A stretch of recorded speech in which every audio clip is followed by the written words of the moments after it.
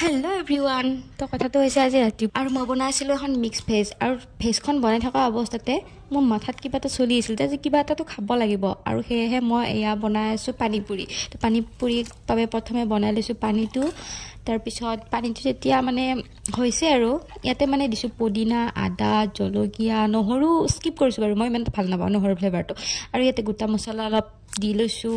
গোটা মছলাখিনি মই ভালদৰে পানীত দি লৈছোঁ আৰু ভালদৰে মিক্স কৰি লোৱাৰ পিছত মোৰ পানীটো ৰেডি হৈ গ'ল। আৰু পানীটো ৰেডি হোৱাৰ পিছতে মোৰ বাজিলে চিটি, আৰু চিটিত আছিলে আলু, বুট আৰু অলপমান কিবা চটপটা হ'লে ভাল লাগে ন, জলকীয়াও দিছোঁ বাৰু। আৰু চাওক, এক চুটকিত মোৰ ফুচকা ৰেডি। আৰু মোৰ ফালৰ পৰা আপোনালোকক ইংৰাজী নৱবৰ্ষৰ আন্তৰিক শুভকামনা জ্ঞাপন কৰিলোঁ।